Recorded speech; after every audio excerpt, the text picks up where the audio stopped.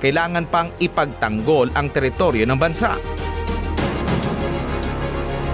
Kasunod ito ng sinasabing insidente ng mga panghaharas na ginagawa ng China Coast Guard lalo na sa mga barkong ginagamit para sa rotation and resupply o RORI operation sa Ayungin Shoal kung saan nakasadsad ang BRP Sierra Madre.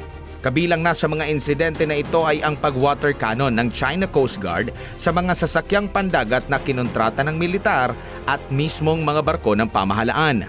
Tanong, banta na bang maituturing ang pambobomba ng tubig at pag-maneuver ng China Coast Guard o isang malimit na ginagawa dahil disputed ang lugar? Para kay Professor Ana Malindug Uy, Director at Vice President for External Affairs ng Asian Century Philippine Strategic Studies Institute, ang pahayag ni PBBM sa panayam ng Bloomberg ay hindi malinaw. Napaka-vague ng statement na naman ni PBBM.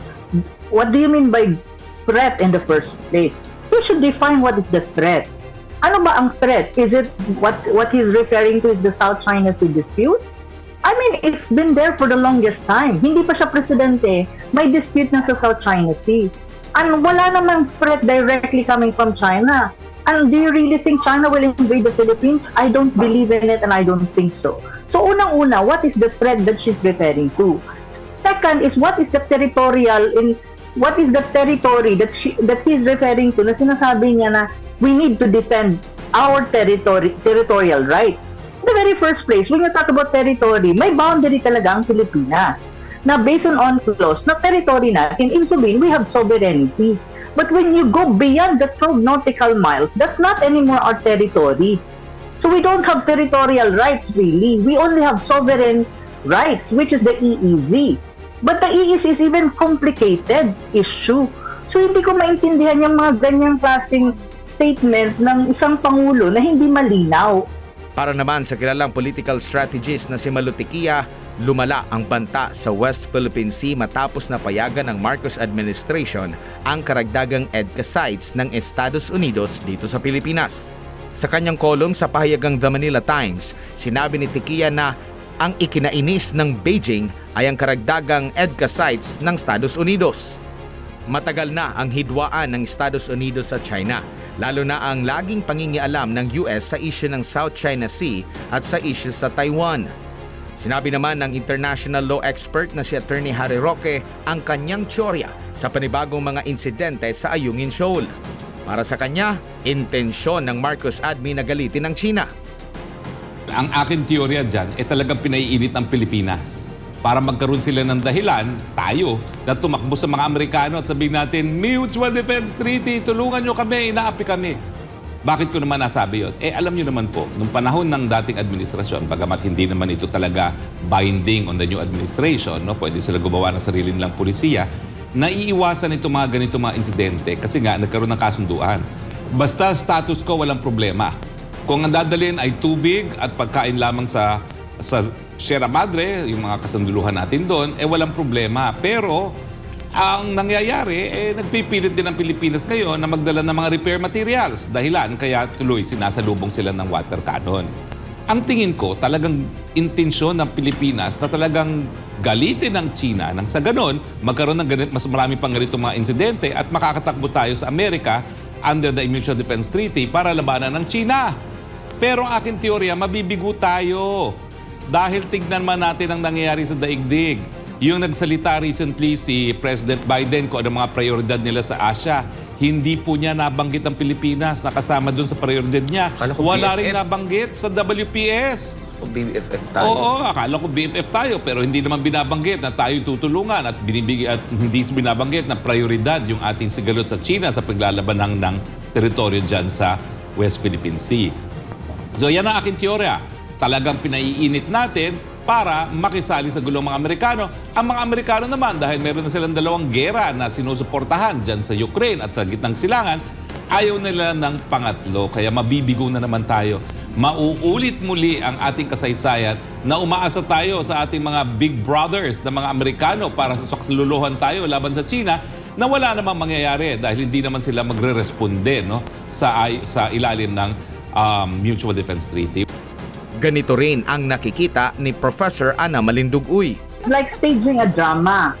painting China as the aggressive party. Kasi kung tutusin, mayroon namang water cannon din ang ating PCG eh. May water cannon eh. Pinakita pa nga nila yan last year ba or somewhere. Basta may water cannon na pinakita din, demonstrate nila na may water cannon din ang mga vessels natin. Coast Guard yan. Of course, it's equipped supposedly with water cannon. Bakit hindi sila mag-water cannon din? So nag-water cannon yung dalawa. It's just normal. It's not a normal incident in the South China Sea. But what I mean is, this water cannon thing are part of the measures kapag may nire-reprimand or nagre-respond sa isang insidente ang isang Coast Guard ship. Lalo na kapag feeling nila may intrusion sa kanilang pinoprotektahan or something. Naniniwala naman ang international relations scholar na si Sas Rogando Sasot na binaliktad lahat ni PBBM ang kanyang mga pronouncement noong panahon ng kampanya hinggil sa kanyang magiging foreign policy. Pinayagan anya ni PBBM na lumawak ang presensya ng US military sa bansa sa pamamagitan ng karagdagang EDCA sites. Sinabi rin ito na nag-iikot ngayon sa mundo si PBBM para ihayag ang propaganda line na China threat. Sa panayam ni Boy Abunda noong Enero 2022, sinabi ng nooy dating Senador Bongbong Marcos na kung magiging presidente siya ay hindi siya hihingi ng tulong mula sa Estados Unidos para maresolba ang sigalot sa Pilipinas at China. Ito ay dahil ang problema ay sa pagitan lang ng dalawang bansa. Dagdag pa ni Marcos Jr. na kung pahihintulutang makialam ang mga Amerikano rito, tiyak mabibigo na maresolba ang sigalot dahil mag-uumpugan ang dalawang superpowers. Una nang inamin ni Marcos Jr. bago pa man ito naging presidente na hindi na available na gamitin ang naging desisyon ng Permanent Court of Arbitration kung saan pabor sa ating bansa ang desisyon. Ito ay dahil ang Pilipinas lang naman ang party na nakiisa sa arbitration dahil hindi sumali ang China. Sa isinagawang presidential debate ng SMNI noong Pebrero 2022, inihayag ni Marcos Jr. na tanging bilateral agreement na lang ang kanyang nakikitang solusyon sa sigalot. There are three ways to gain territory. One is upon agreement with arbitration by an international body, agreement of two or more parties. Number two is war.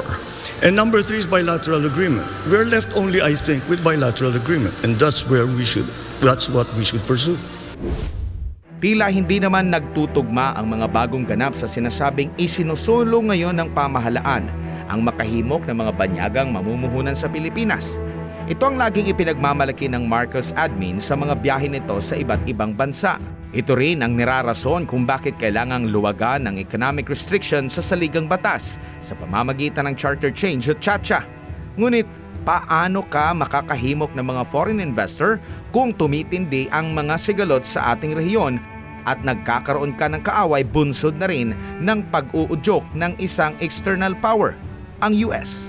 Kunyari, nanggaling sa Germany, biglang gusto ng isang malaking higanteng negosyante na pumasok dito, biglang naparinig niya, ay sandali lang, magkakaroon pala ng gera. Diba? I mean, these are all mixed signals na pumapasok dyan sa naratibo ng Pilipinas. Oo, tayo ang pinaka mataas at na growth sa region, pero yung growth na yan has to be measured on a quarterly basis. So hindi ibig sabihin yung growth na yan ay pataas ng pataas. Yung growth na yan ay pwedeng bumaba kung ang mga policies natin ay hindi magkakatugma. So mahirap yun. Ganito, walang bansa na, ibang bansa, no? Especially yung mayayaman na bansa with a lot of possibility na mag-invest sa Pilipinas in terms of businesses and in terms of industries, na mag-i-invest sa isang bansa na may potential na magkaroon ng military conflict with another country. Wala. That's one thing that I can tell you.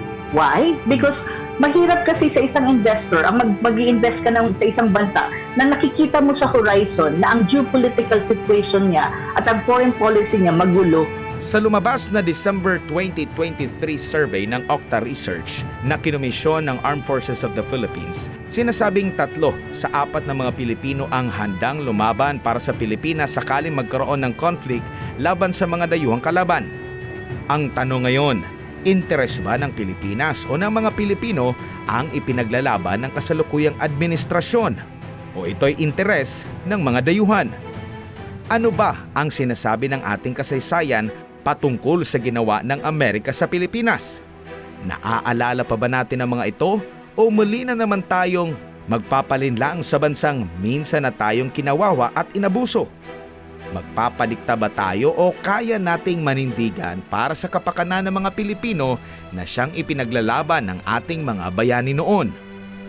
Malinaw na nakasaad sa Section 2 ng Article 2 ng 1987 Constitution na itinatakwil ng Pilipinas ang digmaan bilang isang instrumento ng pambansang pulisiya.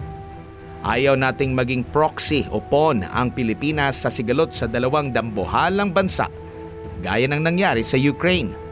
Ang gusto natin kapayapaan at kaunlaran sa ating bansa at sa bayan.